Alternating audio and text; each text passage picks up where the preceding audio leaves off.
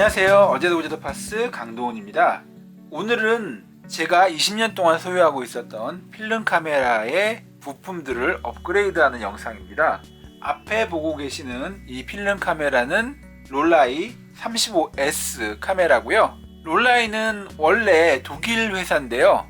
약 20년 전에 삼성전자에서 인수를 해서 현재는 카메라를 만들고 있지 않고요. 고가의 렌즈들만 만들고 있습니다.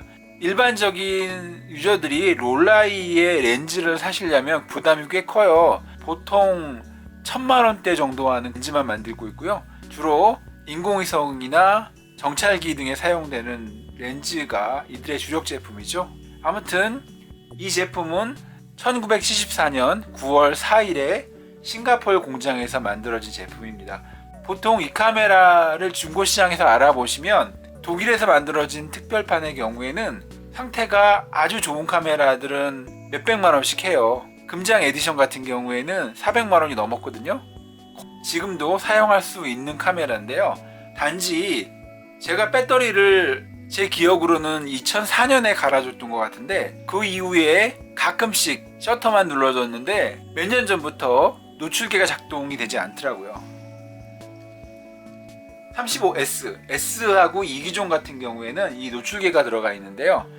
노출계가 작동되는지 확인하기 위해서 카메라를 켜보겠습니다. 켠다는 표현이 좀 이상하긴 합니다. 왜냐하면 이 카메라는 기본적으로 아날로그 방식을 사용하고 있기 때문에 전체적으로 스위치를 켜는 건 없어요.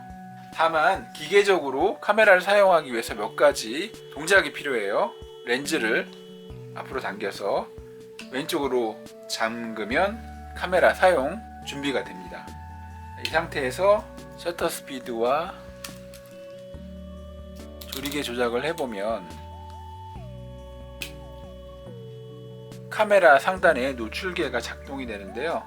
황색 바늘은 조리개와 셔터 스피드의 조합을 의미하고요. 여기 보이지는 않지만 흰색 선이 실제 노출 정보를 표시하는데 흰색 바늘과 주황색 바늘을 일치시키는 겁니다. 흰색 바늘이 전혀 움직이지 않고 있죠. 건전지가 다 닳았다는 의미예요. 그러면 카메라를 열어서 수분전지를 교체해 보겠습니다. 그러기 위해서는 렌즈를 수납해야 되고요. 카메라 밑에 보면 여러 가지 장치들이 있는데요. 이건 필름을 감는 크랭커 레버입니다. 평소에는 이렇게 잠가놔야 되고요. 필름 카운터, 플래시를 꽂을 수 있는 하슈고요. 카메라 아래쪽을 분리하기 위해서는 이 스위치를 위쪽으로 올려서 잠금을 풀어줘야 됩니다. 이렇게 되면 뒷판이 열리면서 안쪽 내부가 보여요. 필름 노출판이고요. 안쪽에 보시면 셔터와 조리개 그리고 렌즈가 보이죠? 필름이 들어가는 매거진이고요. 필름을 감는 풀리입니다. 카메라 매거진 위쪽에 보면 이런 해치가 보이는데요. 이 해치를 열면 이 안쪽에 수분전지가 들어있습니다. 동전을 사용해서 여는데요. 시계 반대 방향으로 돌려서 잠금을 한번 풀어준 다음에 그 다음에는 손톱을 이용해서도 열 수 있어요.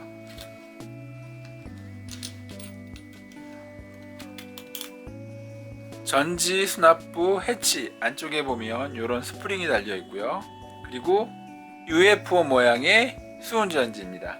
이 수은전지는 공식 명칭이 PX625예요. 예전에는 많이 사용됐는데 지금은 거의 사용되고 있지 않기 때문에 국내에서는 사실상 구할 수가 없습니다. 해외에서 구입할 경우에는 8개들이 한 포장이 4만원이 넘어요. 5만원까지 하는 곳까지 봤고요.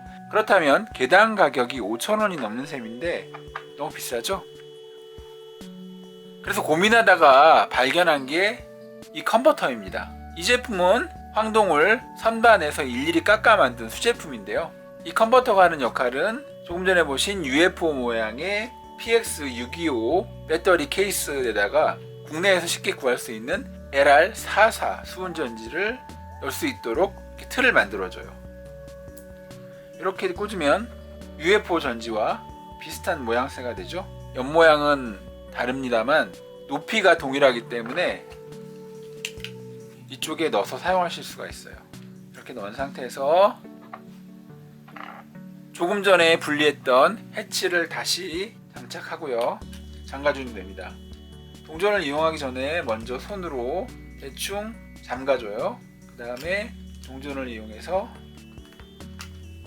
잠가주면 됩니다. 자, 이번에는 필름을 장착해 보겠습니다. 이건 코닥에서 만든 컬러 플러스라고 하는 필름인데요. 가장 일반적인 필름이라고 보시면 돼요. 아무튼 필름을 장착해 보겠습니다.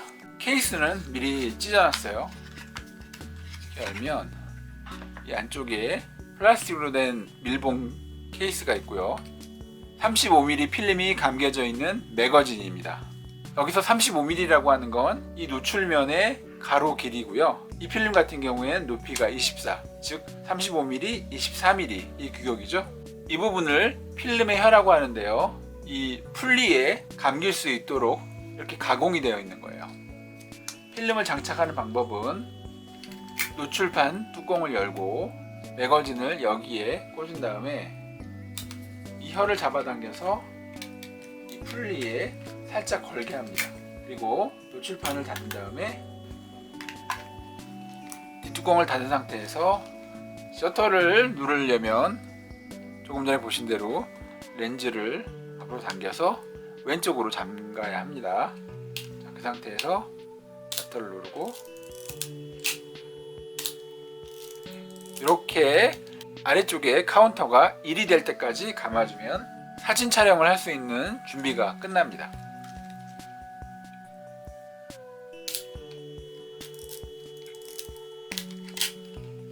노출계용 건전지를 갈아줬고요. 필름도 장착했습니다.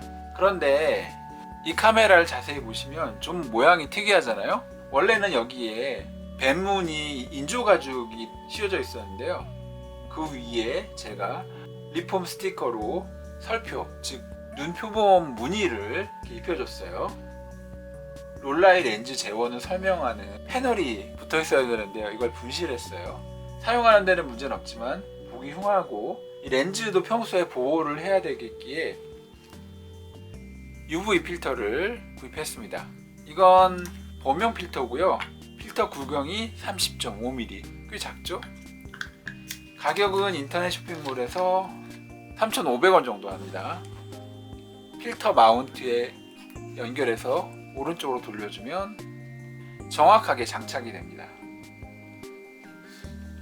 이 롤라의 카메라 렌즈 특성상 잘못하면 이렇게 이게 풀리고 잠기고 이래요. 좀 불편하긴 하지만 솔직히 이런 목측식 카메라들, 즉 거리계가 있는 게 아니라 눈찜작으로 거리를 측정하는 카메라들은 피사계심도, 즉 초점에 맞는 범위가 굉장히 넓기 때문에 거리계를 돌릴 일이 많지 않아요. 그렇게 위안을 하면서 필터를 장착했고요. 그리고 또 하나의 문제가 있는데요. 이렇게 필터를 장착하면 그렇지 않아도 비네팅이 걸리는 이 롤라이 35S 카메라의 결과물에 조금 더 비네팅이 살게 돼요. 비네팅이라고 하면 이 촬영 결과물 화각의 테두리에 어두운 그림자가 생기는데 이거는 일반적으로는 렌즈 설계를 잘못할 경우에 이런 문제가 발생을 해요. 특히 예전에 만들어진 카메라 중에는 렌즈 경통의 그림자가 살짝 보여서 이런 비네팅이 생기기도 하고요. 로모그래피 카메라 같은 경우는 일부러 비네팅을 자신만의 스타일로 강조하기도 했었죠. 그리고 마지막으로 렌즈캡을 씌워서 전면부를 보호하겠습니다. 이 렌즈캡은 구입할 때부터 없었어요. 그래서 1,800원짜리를 구입했고요. 이렇게 렌즈캡까지 붙여놓으면 렌즈 오염 방지 그리고 충격 흡수에도 도움이 될 것 같습니다. 이렇게 롤라이 35S 클래식 카메라의 부품을 교체해서 좀 더 쓰기 좋고 보기 좋게 만들었습니다. 지금까지 어제도 그제도 파스 강동훈이었고요. 영상 내용 재밌고 도움되셨다면 공감, 다음 컨텐츠가 기대되시다면 구독 부탁드립니다. 영상 시청 감사합니다.